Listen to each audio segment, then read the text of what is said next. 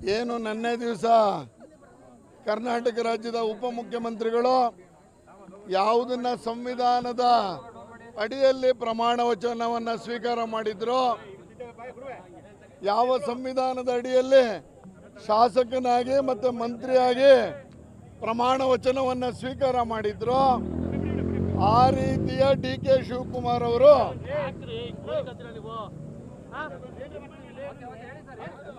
ಸಂವಿಧಾನ ವಿರೋಧಿ ಹೇಳಿಕೆಯನ್ನ ಕೊಡುವ ಮುಖಾಂತರ ಇವತ್ತು ಕರ್ನಾಟಕದ ರಾಜ್ಯದ ಜನರ ಅವಮಾನವನ್ನು ಮಾಡಿದ್ದಾರೆ ಬಂಧುಗಳೇ. ಇವತ್ತು ಧರ್ಮಾಧಾರಿತ ರಿಸರ್ವೇಷನ್ ಅನ್ನು ಕೊಡ್ತೀವಿ, ಧರ್ಮಾಧಾರಿತ ರಿಸರ್ವೇಷನ್ ಅನ್ನ ಸಂವಿಧಾನವನ್ನ ಬದಲಾಯಿಸಿ ಕೊಡ್ತೀನಿ ಅಂತ ಹೇಳಿಕೆಯನ್ನು ಕೊಟ್ಟಿರುವಂಥದ್ದು. ನೆನ್ನೆ ಯಾವಾಗ ಹೇಳಿಕೆ ತೀವ್ರತರದ ಆಕ್ಷೇಪಕ್ಕೆ ಬಂತು, ಸಡನ್ ಆಗಿ ಯೂಟರ್ನ್ ಅನ್ನು ಮಾಡಿದಂಥದ್ದು. ಅಂದರೆ ಸಂವಿಧಾನದ ಅಡಿಯಲ್ಲಿ ಕೆಲಸವನ್ನು ನಿರ್ವಹಣೆ ಮಾಡಬೇಕಾದಂಥ ಈ ರಾಜ್ಯದ ಉಪಮುಖ್ಯಮಂತ್ರಿ ಸಂವಿಧಾನ ವಿರೋಧಿ ಹೇಳಿಕೆಯನ್ನು ಕೊಟ್ಟಿರೋದನ್ನು ಖಂಡಿಸ್ಬಿಟ್ಟು ಇವತ್ತು ನಾವು ಪ್ರತಿಭಟನೆಯನ್ನು ಮಾಡ್ತಾ ಇದ್ದೀವಿ. ಯಾವುದು ಸಂವಿಧಾನ ವಿರೋಧಿ ಅಂದರೆ ಧರ್ಮಾಧಾರಿತ 4% ರಿಸರ್ವೇಷನ್ನ ಸಂವಿಧಾನ ಬದಲಾಯಿಸ್ತೀನಿ ಅಂತ ಹೇಳಿದ್ದಾರೆ. ಸಂವಿಧಾನವನ್ನು ಇವರೆಲ್ಲ ಯಾವ ಭಾರತೀಯ ನಾವು ಏನು 140 ಕೋಟಿ ಜನ ಇದ್ದೀವಿ, ನಾವ್ಯಾರು ಸೇರಿಕೊಂಡು ಇವತ್ತು ಸಂವಿಧಾನವನ್ನು ಬದಲಾಯಿಸೋದಕ್ಕೆ ಸಾಧ್ಯನೇ ಇಲ್ಲ. ಆ ರೀತಿಯಲ್ಲಿ ಜಗತ್ತೊಪ್ಕೊಂಡಿರುವಂಥ ಜಗತ್ತಿನ ನಾನಾ ರಾಷ್ಟ್ರಗಳು ಭಾರತದ ಸಂವಿಧಾನವನ್ನು ಡಾಕ್ಟರ್ ಬಾಬಾ ಸಾಹೇಬ್ ಅಂಬೇಡ್ಕರ್ ಕೊಟ್ಟಿರುವಂಥ ಈ ಸಂವಿಧಾನವನ್ನು ಅಧ್ಯಯನ ಮಾಡಲಿಕ್ಕೆ ದೇಶಾದ್ಯಂತ ಜಗತ್ತಿನಾದ್ಯಂತ ಭಾರತಕ್ಕೆ ಬರ್ತಾ ಇದ್ದಾರೆ. ಆ ರೀತಿಯಲ್ಲಿರುವಂಥ ಸಂವಿಧಾನವನ್ನು ಬದಲಾಯಿಸ್ತೀವಿ, ಮುಸಲ್ಮಾನರಿಗೋಸ್ಕರ 4% ರಿಸರ್ವೇಷನನ್ನು ಕೊಡ್ತೀವಿ ಅಂತ ಹೇಳಿಕೆ ಕೊಟ್ಟಿರುವ DK ಶಿವಕುಮಾರ್ ವಿರುದ್ಧ ನಾವು ಪ್ರತಿಭಟನೆಯನ್ನು ಮಾಡ್ತಾ ಇದ್ದೀವಿ. ಯಾಕೆ ಅಂಬೇಡ್ಕರ್ ಸ್ಟ್ಯಾಚ್ಯೂ ಅಂತ ಹೇಳಿದ್ರೆ ಯಾವ ಸಂವಿಧಾನವನ್ನು ಕೊಟ್ಟಂತ ಬಾಬಾ ಸಾಹೇಬರ ಅಡಿಯಲ್ಲಿ ಸಂವಿಧಾನದ ಪುಸ್ತಕವನ್ನು ಜೋಬಲ್ಲಿ ಇಟ್ಕೊಂಡು ಏನು ರಾಹುಲ್ ಗಾಂಧಿ ಅವರು ಪಾರ್ಲಿಮೆಂಟಲ್ಲಿ ಓಡಾಡ್ತಾ ಇದ್ದಾರೆ, ಅವರು ಜೋಬಲ್ಲಿ ಇಟ್ಕೊಂಡಿದ್ರೆ ಅವರ ಉಪಮುಖ್ಯಮಂತ್ರಿ ಈ ರೀತಿಯ ಹೇಳಿಕೆಯನ್ನು ಕೊಟ್ಟಿರೋದನ್ನು ವಿರೋಧಿಸಿ ಇವತ್ತು ನಾವು ರಾಜ್ಯಾದ್ಯಂತ ಎಲ್ಲ ವಿಧಾನಸಭಾ ಕ್ಷೇತ್ರಗಳಲ್ಲಿ ಪ್ರತಿಭಟನೆಯನ್ನು ಮಾಡ್ತಾ ಇದ್ದೀವಿ. ಯಾವ ಸಂವಿಧಾನದ ಅಡಿಯಲ್ಲಿ ಕರ್ತವ್ಯವನ್ನು ನಿರ್ವಹಿಸಬೇಕಾಗಿತ್ತು, ಸಚಿವ ಸಂಪುಟದ ಸಭೆಯನ್ನು ಮಾಡಬೇಕಾಗಿತ್ತು, ಆ ಸಚಿವ ಸಂಪುಟದ ನಿರ್ಣಯವನ್ನು ಸಂವಿಧಾನವನ್ನು ಬದಲಾಯಿಸ್ತೀನಿ ಅಂತ ಹೇಳಿಕೆ ಕೊಟ್ಟಿರುವಂಥ DK ಶಿವಕುಮಾರ್ ಅವರು ಸ್ಪಷ್ಟಪಡಿಸ್ಬೇಕು. ಇದು ಕ್ಯಾಬಿನೆಟ್ಟಲ್ಲಿ ಚರ್ಚೆ ಆಯಿತಾ, ಕ್ಯಾಬಿನೆಟ್ಟಲ್ಲಿ ಮೀಟಿಂಗಲ್ಲಿ ಅಜೆಂಡಾದಲ್ಲಿ ಬಂದಿತ್ತಾ, ಅಲ್ಲಿ ನೀವು ತೀರ್ಮಾನ ಮಾಡಿ ಸಂವಿಧಾನವನ್ನು ಬದಲಾಯಿಸ್ತೀನಿ ಅಂತ ಹೊರಟ್ರ? ನೋಡಿ, ನಮ್ಮ ಪಾರ್ಟಿಯಲ್ಲೂ ಸಂವಿಧಾನದ ವಿರೋಧಿ ಹೇಳಿಕೆಯನ್ನು ಕೊಟ್ಟಂಥ ಆಗಿನ ಕೇಂದ್ರ ಸಚಿವರ ವಿರುದ್ಧ ನಮ್ಮ ಕೇಂದ್ರ ನಾಯಕರು ಏನು ಅವರ ಶಿಕ್ಷೆಯನ್ನು ತೆಗೆದುಕೊಂಡಿದ್ರು, ಅವರ ರಾಜೀನಾಮೆಯನ್ನು ಪಡ್ಕೊಂಡಿದ್ರು, ಅವರಿಗೆ ಕ್ಷಮೆ ಕೇಳಿಸಿದ್ರು. ಇತ್ತೀಚಿನ ಪಾರ್ಲಿಮೆಂಟ್ ಚುನಾವಣೆಯಲ್ಲಿ ಟಿಕೆಟನ್ನು ನಿರಾಕರಿಸಲಾಯಿತು. ಅಂದರೆ ಯಾರು ಸಂವಿಧಾನದ ವಿರೋಧದ ಹೇಳಿಕೆಯನ್ನು ಕೊಡ್ತಾರೆ ಅವರ ವಿರುದ್ಧ ನಮ್ಮ ಪಾರ್ಟಿ ಕ್ರಮ ತಗೊಳ್ಳುತ್ತೆ.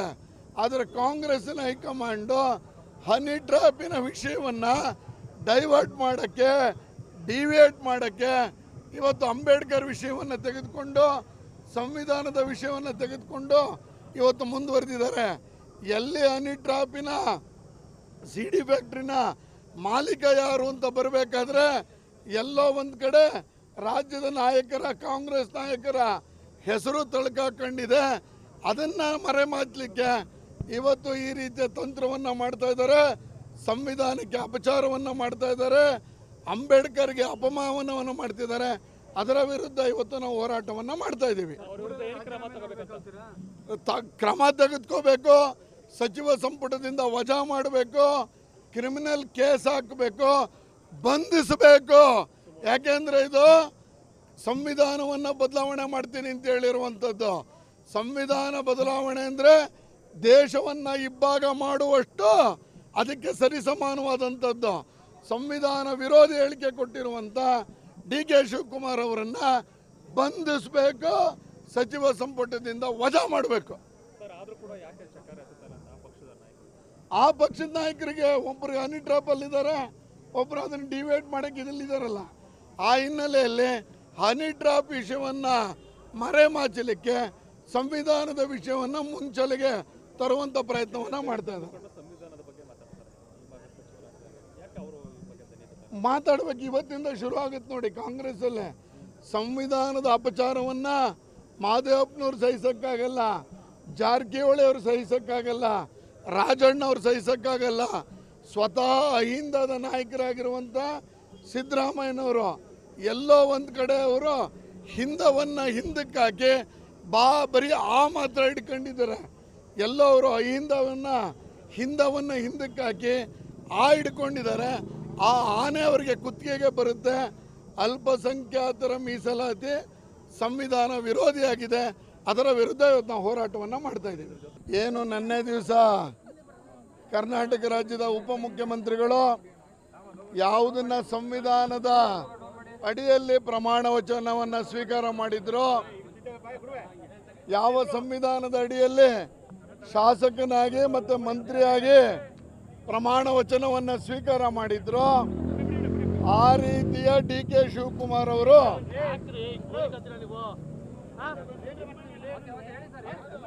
ಸಂವಿಧಾನ ವಿರೋಧಿ ಹೇಳಿಕೆಯನ್ನ ಕೊಡುವ ಮುಖಾಂತರ ಇವತ್ತು ಕರ್ನಾಟಕದ ರಾಜ್ಯದ ಜನರ ಅವಮಾನವನ್ನು ಮಾಡಿದ್ದಾರೆ. ಬಂಧುಗಳೇ, ಇವತ್ತು ಧರ್ಮಾಧಾರಿತ ರಿಸರ್ವೇಷನ್ ಅನ್ನು ಕೊಡ್ತೀವಿ, ಧರ್ಮಾಧಾರಿತ ರಿಸರ್ವೇಷನ್ ಸಂವಿಧಾನವನ್ನ ಬದಲಾಯಿಸಿ ಕೊಡ್ತೀನಿ ಅಂತ ಹೇಳಿಕೆಯನ್ನು ಕೊಟ್ಟಿರುವಂಥದ್ದು.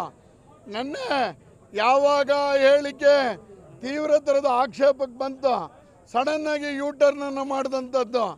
ಅಂದರೆ ಸಂವಿಧಾನದ ಅಡಿಯಲ್ಲಿ ಕೆಲಸವನ್ನು ನಿರ್ವಹಣೆ ಮಾಡಬೇಕಾದಂಥ ಈ ರಾಜ್ಯದ ಉಪಮುಖ್ಯಮಂತ್ರಿ ಸಂವಿಧಾನ ವಿರೋಧಿ ಹೇಳಿಕೆಯನ್ನು ಕೊಟ್ಟಿರೋದನ್ನು ಖಂಡಿಸ್ಬಿಟ್ಟು ಇವತ್ತು ನಾವು ಪ್ರತಿಭಟನೆಯನ್ನು ಮಾಡ್ತಾ ಇದ್ದೀವಿ. ಯಾವುದು ಸಂವಿಧಾನ ವಿರೋಧಿ ಅಂದರೆ ಧರ್ಮಾಧಾರಿತ 4% ರಿಸರ್ವೇಷನ್ನ ಸಂವಿಧಾನ ಬದಲಾಯಿಸ್ತೀನಿ ಅಂತ ಹೇಳಿದ್ದಾರೆ. ಸಂವಿಧಾನವನ್ನು ಇವರೆಲ್ಲ ಯಾವ ಭಾರತೀಯ ನಾವು ಏನು 140 ಕೋಟಿ ಜನ ಇದ್ದೀವಿ, ನಾವ್ಯಾರು ಸೇರಿಕೊಂಡು ಇವತ್ತು ಸಂವಿಧಾನವನ್ನು ಬದಲಾಯಿಸೋದಕ್ಕೆ ಸಾಧ್ಯನೇ ಇಲ್ಲ. ಆ ರೀತಿಯಲ್ಲಿ ಜಗತ್ತೊಪ್ಕೊಂಡಿರುವಂಥ ಜಗತ್ತಿನ ನಾನಾ ರಾಷ್ಟ್ರಗಳು ಭಾರತದ ಸಂವಿಧಾನವನ್ನು ಡಾಕ್ಟರ್ ಬಾಬಾ ಸಾಹೇಬ್ ಅಂಬೇಡ್ಕರ್ ಕೊಟ್ಟಿರುವಂಥ ಈ ಸಂವಿಧಾನವನ್ನು ಅಧ್ಯಯನ ಮಾಡಲಿಕ್ಕೆ ದೇಶಾದ್ಯಂತ ಜಗತ್ತಿನಾದ್ಯಂತ ಭಾರತಕ್ಕೆ ಬರ್ತಾ ಇದ್ದಾರೆ. ಆ ರೀತಿಯಲ್ಲಿರುವಂಥ ಸಂವಿಧಾನವನ್ನು ಬದಲಾಯಿಸ್ತೀವಿ, ಮುಸಲ್ಮಾನರಿಗೋಸ್ಕರ 4% ರಿಸರ್ವೇಷನ್ನ ಕೊಡ್ತೀವಿ ಅಂತ ಹೇಳಿಕೆ ಕೊಟ್ಟಿರುವ DK ಶಿವಕುಮಾರ್ ವಿರುದ್ಧ ನಾವು ಪ್ರತಿಭಟನೆಯನ್ನು ಮಾಡ್ತಾ ಇದ್ದೀವಿ. ಯಾಕೆ ಅಂಬೇಡ್ಕರ್ ಸ್ಟ್ಯಾಚ್ಯೂ ಅಂತ ಹೇಳಿದ್ರೆ ಯಾವ ಸಂವಿಧಾನವನ್ನು ಕೊಟ್ಟಂತ ಬಾಬಾ ಸಾಹೇಬರ ಅಡಿಯಲ್ಲಿ ಸಂವಿಧಾನದ ಪುಸ್ತಕವನ್ನು ಜೋಬಲ್ಲಿ ಇಟ್ಕೊಂಡು ಏನು ರಾಹುಲ್ ಗಾಂಧಿ ಅವರು ಪಾರ್ಲಿಮೆಂಟಲ್ಲಿ ಓಡಾಡ್ತಾ ಇದ್ದಾರೆ, ಅವರು ಜೋಬಲ್ಲಿ ಇಟ್ಕೊಂಡಿದ್ರೆ ಅವರ ಉಪಮುಖ್ಯಮಂತ್ರಿ ಈ ರೀತಿಯ ಹೇಳಿಕೆಯನ್ನು ಕೊಟ್ಟಿರೋದನ್ನು ವಿರೋಧಿಸಿ ಇವತ್ತು ನಾವು ರಾಜ್ಯಾದ್ಯಂತ ಎಲ್ಲ ವಿಧಾನಸಭಾ ಕ್ಷೇತ್ರಗಳಲ್ಲಿ ಪ್ರತಿಭಟನೆಯನ್ನು ಮಾಡ್ತಾ ಇದ್ದೀವಿ. ಯಾವ ಸಂವಿಧಾನದ ಅಡಿಯಲ್ಲಿ ಕರ್ತವ್ಯವನ್ನು ನಿರ್ವಹಿಸಬೇಕಾಗಿತ್ತು, ಸಚಿವ ಸಂಪುಟದ ಸಭೆಯನ್ನು ಮಾಡಬೇಕಾಗಿತ್ತು, ಆ ಸಚಿವ ಸಂಪುಟದ ನಿರ್ಣಯವನ್ನು ಸಂವಿಧಾನವನ್ನು ಬದಲಾಯಿಸ್ತೀನಿ ಅಂತ ಹೇಳಿಕೆ ಕೊಟ್ಟಿರುವಂಥ DK ಶಿವಕುಮಾರ್ ಅವರು ಸ್ಪಷ್ಟಪಡಿಸಬೇಕು. ಇದು ಕ್ಯಾಬಿನೆಟ್ಟಲ್ಲಿ ಚರ್ಚೆ ಆಯಿತಾ, ಕ್ಯಾಬಿನೆಟ್ಟಲ್ಲಿ ಮೀಟಿಂಗಲ್ಲಿ ಅಜೆಂಡಾದಲ್ಲಿ ಬಂದಿತ್ತಾ, ಅಲ್ಲಿ ನೀವು ತೀರ್ಮಾನ ಮಾಡಿ ಸಂವಿಧಾನವನ್ನು ಬದಲಾಯಿಸ್ತೀನಿ ಅಂತ ಹೊರಟ್ರ? ನೋಡಿ, ನಮ್ಮ ಪಾರ್ಟಿಯಲ್ಲೂ ಸಂವಿಧಾನದ ವಿರೋಧಿ ಹೇಳಿಕೆಯನ್ನು ಕೊಟ್ಟಂತ ಆಗಿನ ಕೇಂದ್ರ ಸಚಿವರ ವಿರುದ್ಧ ನಮ್ಮ ಕೇಂದ್ರ ನಾಯಕರು ಏನು ಅವರ ಶಿಕ್ಷೆಯನ್ನು ತೆಗೆದುಕೊಂಡಿದ್ರು, ಅವರ ರಾಜೀನಾಮೆಯನ್ನು ಪಡ್ಕೊಂಡಿದ್ರು, ಅವರಿಗೆ ಕ್ಷಮೆ ಕೇಳಿಸಿದ್ರು. ಇತ್ತೀಚಿನ ಪಾರ್ಲಿಮೆಂಟ್ ಚುನಾವಣೆಯಲ್ಲಿ ಟಿಕೆಟನ್ನು ನಿರಾಕರಿಸಲಾಯಿತು. ಅಂದರೆ ಯಾರು ಸಂವಿಧಾನದ ವಿರೋಧದ ಹೇಳಿಕೆಯನ್ನು ಕೊಡ್ತಾರೆ ಅವರ ವಿರುದ್ಧ ನಮ್ಮ ಪಾರ್ಟಿ ಕ್ರಮ ತಗೊಳ್ಳುತ್ತೆ. ಆದರೆ ಕಾಂಗ್ರೆಸ್ಸಿನ ಹೈಕಮಾಂಡು ಹನಿ ಟ್ರ್ಯಾಪಿನ ವಿಷಯವನ್ನು ಡೈವರ್ಟ್ ಮಾಡೋಕ್ಕೆ, ಡಿವಿಯೇಟ್ ಮಾಡೋಕ್ಕೆ ಇವತ್ತು ಅಂಬೇಡ್ಕರ್ ವಿಷಯವನ್ನು ತೆಗೆದುಕೊಂಡು, ಸಂವಿಧಾನದ ವಿಷಯವನ್ನು ತೆಗೆದುಕೊಂಡು ಇವತ್ತು ಮುಂದುವರೆದಿದ್ದಾರೆ. ಎಲ್ಲಿ ಹನಿ ಟ್ರ್ಯಾಪಿನ ಸಿ ಡಿ ಫ್ಯಾಕ್ಟ್ರಿನ ಮಾಲೀಕ ಯಾರು ಅಂತ ಬರಬೇಕಾದ್ರೆ ಎಲ್ಲೋ ಒಂದು ಕಡೆ ರಾಜ್ಯದ ನಾಯಕರ, ಕಾಂಗ್ರೆಸ್ ನಾಯಕರ ಹೆಸರು ತಳ್ಕಾಕೊಂಡಿದೆ. ಅದನ್ನು ಮರೆಮಾಚಲಿಕ್ಕೆ ಇವತ್ತು ಈ ರೀತಿಯ ತಂತ್ರವನ್ನು ಮಾಡ್ತಾ ಇದ್ದಾರೆ. ಸಂವಿಧಾನಕ್ಕೆ ಅಪಚಾರವನ್ನು ಮಾಡ್ತಾ ಇದ್ದಾರೆ, ಅಂಬೇಡ್ಕರ್ಗೆ ಅಪಮಾನವನ್ನು ಮಾಡ್ತಿದ್ದಾರೆ. ಅದರ ವಿರುದ್ಧ ಇವತ್ತು ನಾವು ಹೋರಾಟವನ್ನು ಮಾಡ್ತಾ ಇದ್ದೀವಿ. ಕ್ರಮ ತೆಗೆದುಕೋಬೇಕು, ಸಚಿವ ಸಂಪುಟದಿಂದ ವಜಾ ಮಾಡಬೇಕು, ಕ್ರಿಮಿನಲ್ ಕೇಸ್ ಹಾಕಬೇಕು, ಬಂಧಿಸಬೇಕು. ಯಾಕೆಂದರೆ ಇದು ಸಂವಿಧಾನವನ್ನು ಬದಲಾವಣೆ ಮಾಡ್ತೀನಿ ಅಂತ ಹೇಳಿರುವಂಥದ್ದು. ಸಂವಿಧಾನ ಬದಲಾವಣೆ ಅಂದರೆ ದೇಶವನ್ನು ಇಬ್ಬಾಗ ಮಾಡುವಷ್ಟು ಅದಕ್ಕೆ ಸರಿಸಮಾನವಾದಂಥದ್ದು. ಸಂವಿಧಾನ ವಿರೋಧಿ ಹೇಳಿಕೆ ಕೊಟ್ಟಿರುವಂಥ ಡಿ ಕೆ ಶಿವಕುಮಾರ್ ಅವರನ್ನು ಬಂಧಿಸಬೇಕು, ಸಚಿವ ಸಂಪುಟದಿಂದ ವಜಾ ಮಾಡಬೇಕು.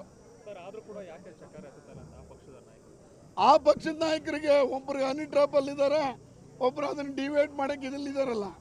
ಆ ಹಿನ್ನೆಲೆಯಲ್ಲಿ ಹನಿ ಟ್ರ್ಯಾಪ್ ವಿಷಯವನ್ನು ಮರೆಮಾಚಲಿಕ್ಕೆ ಸಂವಿಧಾನದ ವಿಷಯವನ್ನು ಮುಂಚಲೆಗೆ ತರುವಂಥ ಪ್ರಯತ್ನವನ್ನು ಮಾಡ್ತಾ ಇದ್ದಾರೆ.